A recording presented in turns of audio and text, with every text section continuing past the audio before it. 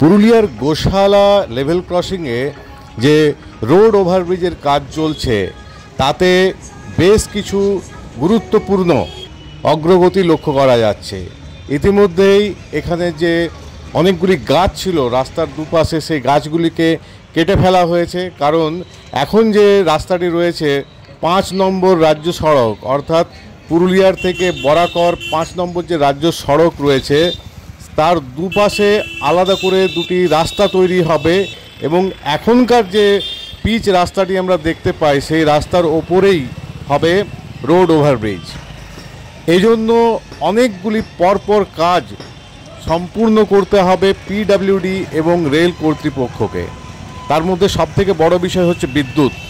এই এলাকায় বিদ্যুতের ট্রান্সফরমার যেমন রয়েছে তেমনি রয়েছে হাই ভোল্টেজ ইলেকট্রিক তার এবং ডোমেস্টিক পারপাসের জন্য যে 220 ভোল্টের বিদ্যুৎ তার রয়েছে প্রচুর পরিমাণে।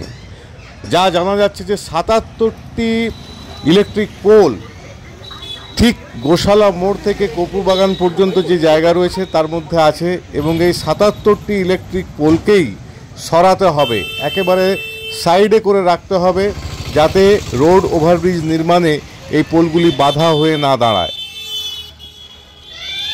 অত্যন্ত গুরুত্বপূর্ণ বিজনেস প্লেস গোশালা মোড় বর্তমানে পুরুলিয়া জেলার মধ্যে অন্যতম একটি বিজনেস প্লেস বলে পরিচিত। এখানে বিদ্যুৎ সরবরাহ, সেই বিদ্যুৎ সরবরাহ সম্পূর্ণভাবে দাঁড়িয়ে রয়েছে এই পোলগুলির ওপরে। গাছ কাটা সম্পূর্ণ হয়ে গেলেও এই পোলগুলিকে সরানোর কাজ এখনও শুরু হয়নি। বিদ্যুৎ দপ্তরের সঙ্গে কথা বলে জানা যাচ্ছে যে ইতিমধ্যেই পিডব্লিউডি এবং রেলের পক্ষ থেকে তাদের কাছে প্রয়োজনীয় যে কাগজপত্র তা জমা করা হয়েছে, চিহ্নিত হয়েছে 77টি পোল, তার সার্ভেও হয়ে গেছে। তবে এই পোলগুলিকে সরানোর যাবতীয় কাজ করতে প্রায় 3 মাসের মতো সময় লাগতে পারে। এ বিষয়ে বিস্তৃতভাবে জানিয়েওছেন পুরুলিয়া বিদ্যুৎ সাপ্লাইয়ের যে দপ্তর রয়েছে, রিজিওনাল যে দপ্তর, সেই রিজিওনাল দপ্তরের রিজিওনাল ম্যানেজার রজত পিকাদার সাহেব। তিনি বলেন যে সময়টুকু লাগবে তাতে বিদ্যুৎ পরিষেবা ব্যাহত হওয়ার সম্ভাবনা নেই। গাছ কাটা যেমন সম্পূর্ণ হয়েছে তেমনি পোলগুলিও সরানো হবে এবং তাতে বিদ্যুৎ সংযোগ অলরেডি বজায় রেখে কাজ হবে। জয়েন্ট ইন্সপেকশন করেছি, রেল কর্তৃপক্ষ, পিডব্লিউডি এদের সঙ্গে জয়েন্ট ইন্সপেকশন আমাদের হয়ে আমরা কোন কোন পোলগুলো শিফট করার প্রয়োজনীয়তা রয়েছে বা কোন ইলেকট্রিক্যাল ইনফ্রাস্ট্রাকচার শিফট করার দরকার রয়েছে সেটা নিয়ে আমরা আইডেন্টিফিকেশন অলরেডি করে নিয়েছি এবং অলরেডি এস্টিমেট এবং ড্রয়িং আমাদের প্রিপেয়ার্ড রয়েছে এবং ওটা অ্যাপ্রুভাল স্টেজে রয়েছে এবং আমরা একটা পার্টের জন্য অলরেডি রেলওয়ে কর্তৃপক্ষকে আমরা কোটেশন সাব করেছি, ওরাও কোটেশনটা প্রসেসে রেখেছে।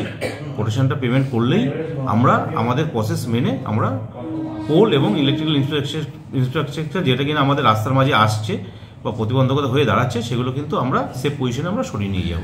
তো এটার জন্য যারা ধরুন এখন ইলেকট্রিক কনজিউমার রয়েছে তাদের তো বেশ একটু অসুবিধা হবে পুরোটা কাজটা করতে গেলে। না, আমরা যেটা নর্মাল নিয়ম আছে যে নতুন ইনফ্রাস্ট্রাকচার ডেভেলপমেন্ট হওয়ার পরেই আমরা কিন্তু ওল্ড ইনফ্রাস্ট্রাকচারটাকে খুলবো এবং আমরা মাথায় রাখি যাতে এক্সিস্টিং যারা কনজিউমার আছেন তাদের জন্য মিনিমাম ইন্টারাপশনে আমরা কাজটা করাতে পারি। সেই কারণে আমরা নতুন ইনফ্রাস্ট্রাকচার আগে ডেভেলপ করব, করার পরে নতুন কনজিউমারকে তাদের থেকে কানেকশনটাকে প্রোভাইড করব, করার পরেই কিন্তু আমি ওল্ড এক্সট্রাকচারকে আমি রিমুভ করতে পারবো। কতদিন সময় লাগতে পারে এটা? দেখুন, আমাদের যা ভলিউম অফ ওয়ার্ক আছে, আমাদের ইনিশিয়াল এস্টিমেট আমরা যেটা পেয়েছি 77টা পোলের একটা ইনফরমেশন আমরা পেয়েছি, তার বেসিসে এস্টিমেট হয়েছে একটা পার্টের জন্য। সেকেন্ড পার্টের এস্টিমেট এখনও তৈরি হচ্ছে, মানে ইনিশিয়াল স্টেজে রয়েছে। তো 77টা পোলের যা ভলিউম আছে আমরা প্রসেস করতে আমাদের 2 থেকে 2.5 মাস বা ম্যাক্সিমাম 3 মাস লাগার কথা। Thank you sir.